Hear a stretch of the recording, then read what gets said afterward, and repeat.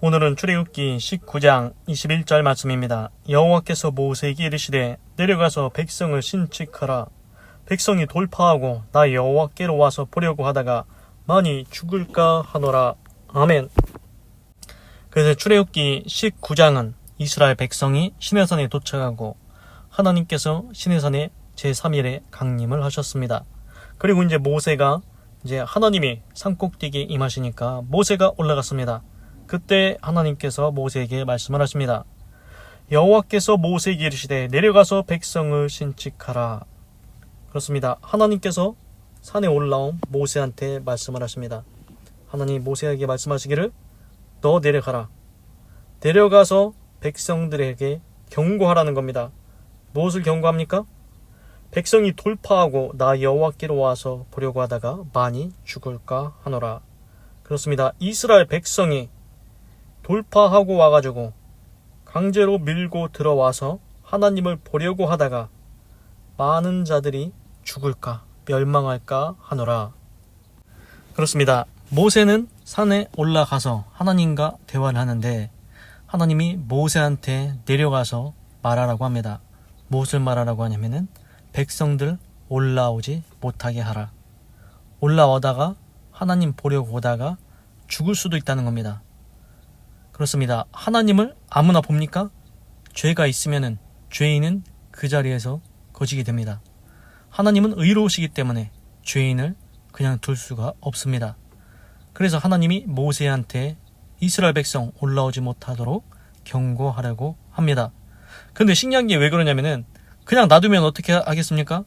아까 처음에 이제 19장에 보면은 처음에 너희들은 몸을 성결하게 하고 제1일에 성결케 하고 옷을 빨고 제3일 기다려라. 그런데 산 자락, 산 밑에 산 발, 산의 밑자락 거기에 이제 오지 말라고. 괜히 산 올라오다가 이제 화살을 맞든지 하여튼간 돌을 맞든지 죽는다고 분명히 얘기했지 않습니까? 그런데도 불구하고 이제 하나님이 제3일에 진짜로 강림하니까 그게 궁금한 겁니다. 아 진짜로 저 산에 불이 임했는데 산에 연기가 가득합니다. 아 진짜 하나님이 오셨나 보네? 진짜 오셨나 보네. 나는 내가 그래도 한번 올라가서 내가 봐야 되지 않냐. 하나님이 오셨는데 내가 한번 내 눈으로 한번 확인을 해봐야 되겠다. 이런 사람들이 있을까요 없을까요? 그런 사람들이 있습니다. 호기심에 궁금해서 오지 말라고 했는데 올라오지 말라고 했는데 그 말은 신경도 안 쓰고 올라갈 사람들이 또 있다는 겁니다.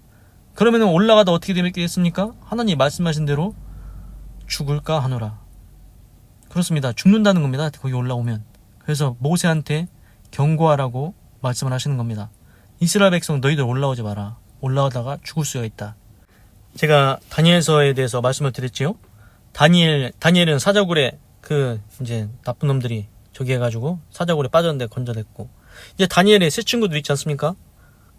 바벨론에 이제 포로로 잡혀가지고 거기 우상한테 절 안 하면은 너희들 풀무불에 넣는다고 해서 결국 풀무불을 평소보다 7배나 뜨겁게 해서 던져 넣었는데 다니엘의 세 친구는 살았는데 중요한 건 뭐냐면은 풀무불을 이전보다 7배나 더 뜨겁게 했습니다.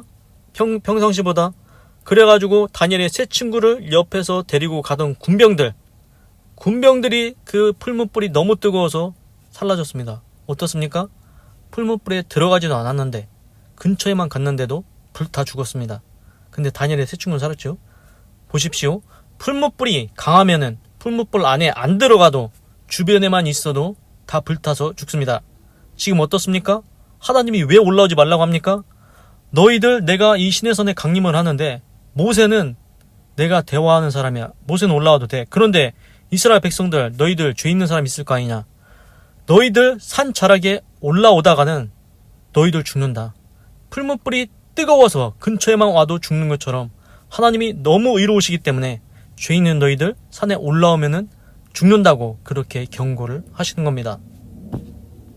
그래서 이제 오늘 알 수 있는 건 뭐냐면은 하나님의 사랑을 또 알 수 있습니다. 첫 번째는 뭐냐면은 하나님이 지금 누구하고 대화를 하십니까? 모세하고 대화를 하십니다. 아니 모세 사람 아닙니까? 하나님이 지으셨습니다. 근데 하나님께서 사람하고 대화를 해주십니다. 우리도 왕이면은 내가 너하고 대화할 수준이냐 네가 나랑 대화할 수준이냐 그 밑에 있는 사람들하고 대화도 안 합니다. 낮은 자하고는 상대도 안 해줍니다. 그런데 하나님께서는 그 모세 사람과 대화를 해주십니다. 이게 하나님의 사랑입니다. 높은 곳에서 내려오셔서 친히 대화를 해주십니다. 그리고 또 어떤 사랑이 있습니까? 두 번째 사랑은 하나님께서 이스라엘 백성이 올라오다가 죽을까봐 올라오지 말라고 안 죽기를 원하시는 마음. 그렇습니다. 이스라엘 백성이 괜히 올라오다가 죽을까봐 사랑하시기 때문에 경고를 해주시는 겁니다. 너희들 올라오지 마. 경고를 해주십니다. 왜 그렇습니까? 너희도 올라오다 죽을 수가 있으니까 올라오지 말라고 합니다. 왜 경고를 해줍니까? 사랑하니까 그렇습니다. 우리도 자식한테 그러지 않습니까?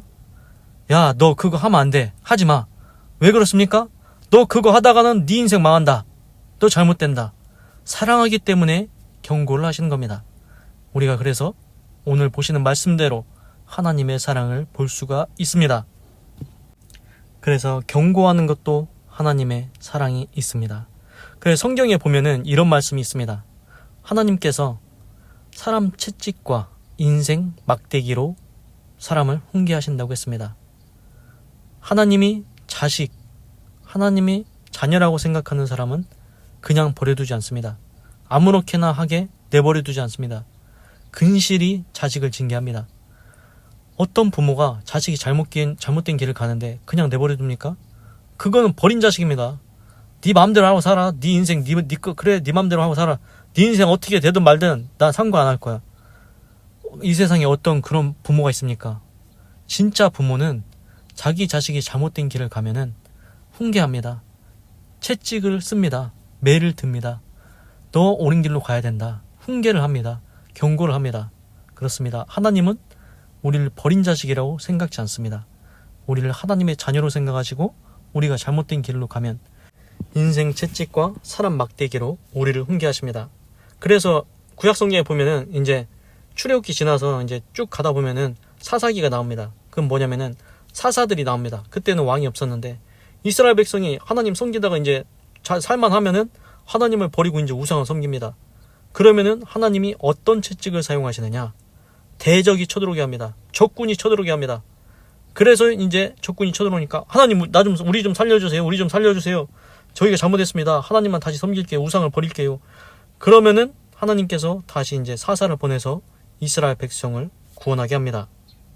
그렇습니다. 하나님께서는 잘못된 길을 가는 인생을, 잘못된 길을 가는 나라를 하나님의 사람으로, 하나님의 나라로 생각하시면은 그냥 내버려두지 않습니다. 돌아오게 하십니다. 훈계하십니다. 경고하십니다. 그게 하나님의 사랑입니다. 그리고 이제 또 재밌는 것을 말씀을 드리겠습니다.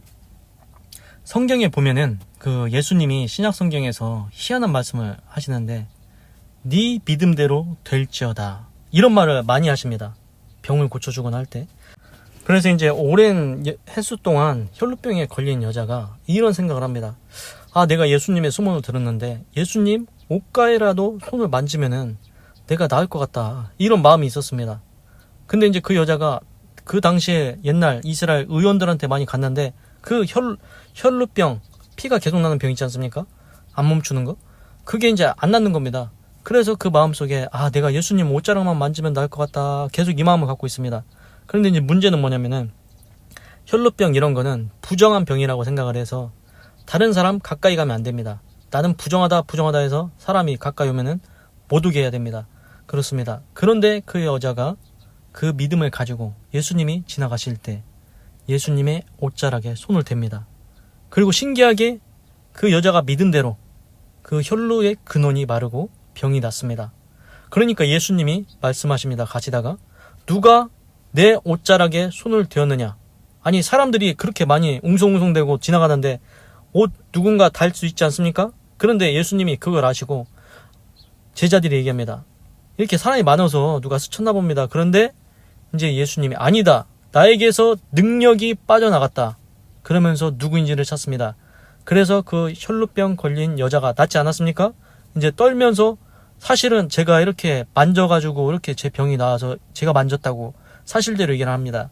그러니까 예수님께서 네 믿음이 너를 구원하였도다. 이렇게 말씀하십니다. 네 믿음이 너를 구원하였다. 네가 그렇게 믿었기 때문에 혈루병이 나았다는 겁니다. 옷자락만 만져도 낫겠다는 믿음. 그래, 내가 옷자락만 만지면 나을 거야. 이 믿음을 갖고 있었는데 정말 그 믿음대로 병이 나았다는 겁니다. 그리고 또 뭐가 있냐면은 소경이 있습니다. 소경이 왔는데 내 눈을 다윗의 자손 예수여 눈을 뜨게 해주시옵소서. 이렇게 이제 예수님께 요청을 합니다. 도와달라고, 치료해달라고. 그러니까 예수님이 희한한 말씀을 하십니다. 내가 이 일을 능히 할 줄을 네가 믿느냐. 그러니까 예수님이 너 고쳐줄 거라고 생각해? 내가 너 고쳐줄 거라고 믿냐? 이렇게 직접 물어보십니다. 그러니까 소경이 믿는다고 하니까 네 믿음대로 될지어다 하고서는 그 소경이의 눈이 떠졌다는 겁니다. 그래서 제가 지금 두 가지만 말씀을 드렸는데 신약 성경에 보면은 그런 말씀이 많이 나오십니다. 네 믿음대로 될지어다. 네 믿음대로 될지어다. 그래서 중요한 게 뭐냐면은 우리가 기도를 하지 않습니까? 믿고 기도한 것은 받은 줄로 믿어라. 그렇습니다. 우리가 기도를 합니다. 하나님 이거 이렇게 해주세요. 이거 좀 해주세요. 이렇게 기도를 하면은 그걸 믿으라는 겁니다. 하나님이 이미 해준 걸로 믿으라는 겁니다. 믿고 기도한 것은 받은 줄로 믿어라. 너 기도했냐? 그럼 믿어. 하나님이 해주신다고 했어. 이미 받은 거야 너는. 이렇게 믿으라는 겁니다. 그리고 그 믿음대로 하나님이 이루어 주신다는 겁니다. 그래서 이제 이걸 와닿기 쉽게 설명을 드리자면은 예를 들어 손주가 할아버지한테 할아버지 나 과자 좀 한 봉다리만 사다 주세요. 그러면은 할아버지한테 얘기했으면은 믿어야 됩니까? 안 믿어야 됩니까? 할아버지가 과자 사올 거 믿어야 됩니까? 안 믿어야 됩니까? 아니 할아버지가 돈이 없습니까? 뭐가 없습니까? 당연히 과자 한 봉다리 못 사다 주겠습니까? 그렇습니다. 할아버지는 한 봉다리뿐만 아니라 한 박스라도 사다 줍니다. 한 박스 사달라고 한 박스도 사다 줍니다. 그렇습니다. 근데 손주가 나이가 어려가지고 의심이 도져가지고 할아버지한테 과자를 한 봉다리 사달라고 했는데 할아버지가 사올 수 있을까? 돈이 있을까? 돈 없는 거 아니요? 계속 의심하고 있다고 생각해 보십시오. 그러면 할아버지가 그거를 이제 생각을 다 알고 있으면 혹은 혼자만 하고 있는 걸 알고 있으면은 그걸 혹시 봤다. 뭐 나를 안 믿어? 내가 과자 한 봉다리도 못 사줘? 사주고 싶다가도 사주고 싶은 마음이 싹 사라집니다. 안 믿으면은 해주고 싶은 마음도 없어진다는 겁니다. 그러니까 우리 손주가 할아버지한테 뭘 사달라고 하면은 할아버지는 충분히 해줄 능력이 있습니다.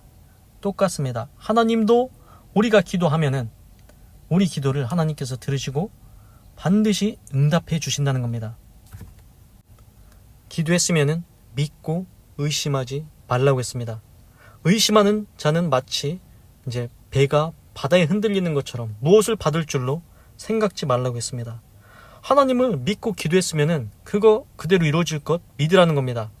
예수님이 계속 그 말씀하십니다. 네가 믿은 대로 될 거다. 네가 믿은 대로 될 거다.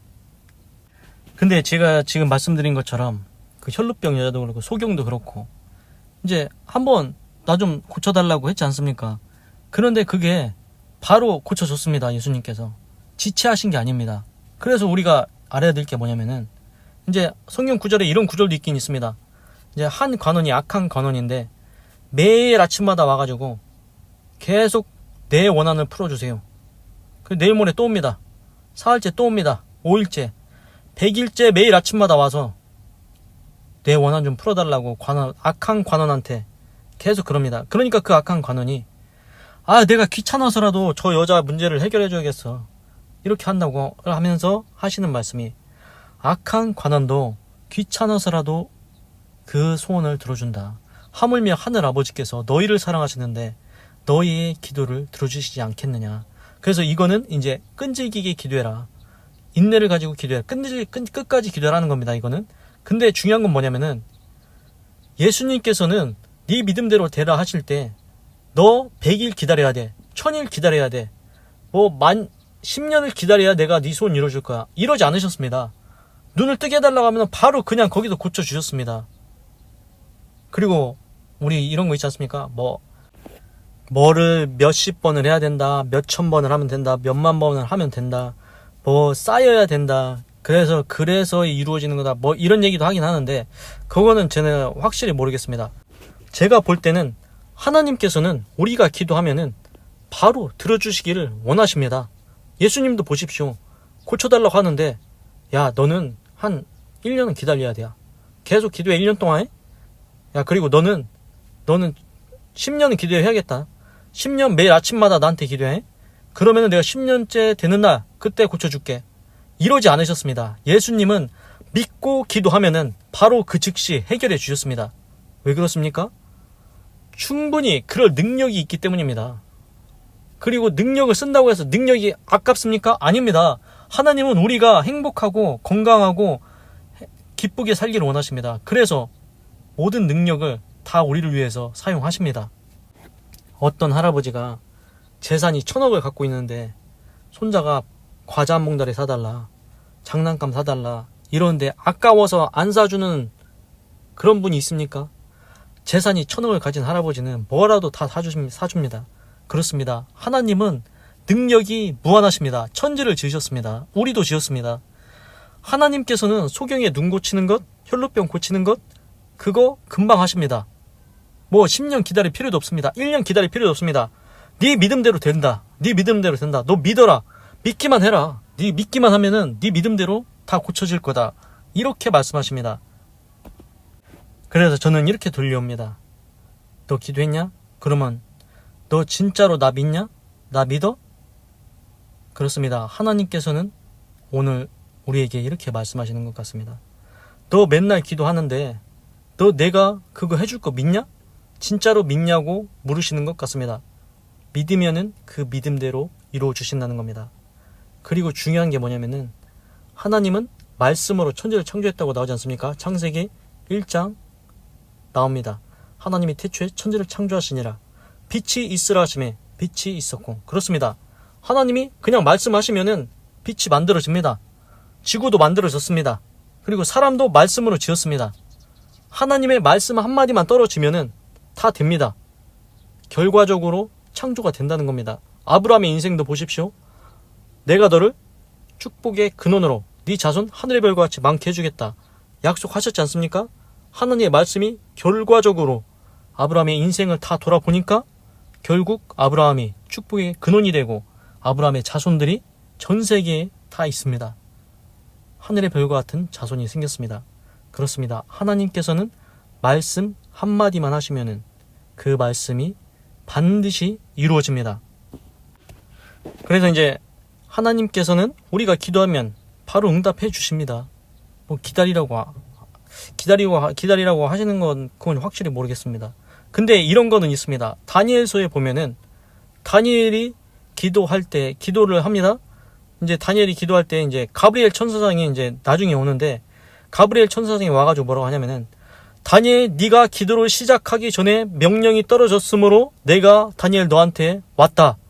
가브리엘 천사장이 얘기합니다. 그런데 내가 너한테 오려고 했는데 사단이 막아서 내가 못 오다가 그 미가엘 천사장 군대 장관 천사장이 나를 도와줘가지고 그래서 내가 조금 늦었다. 이런 얘기는 있습니다. 그렇습니다. 그런데 중요한 걸 보십시오. 그 사단이 막아가지고 좀 늦게 오긴 했는데 다니엘이 기도를 시작할 때쯤 하나님께서 명령을 내리셨습니다. 그렇습니다. 기도하면은 하나님은 바로 너 천사 가서 바로 응답해줘. 이렇게 하신다는 겁니다. 하나님의 응답이 뭐 몇십 년 기다려야 된다? 이런 거 아니라는 겁니다. 뭐 만일을 채워야 된다. 10만일을 채워야 된다.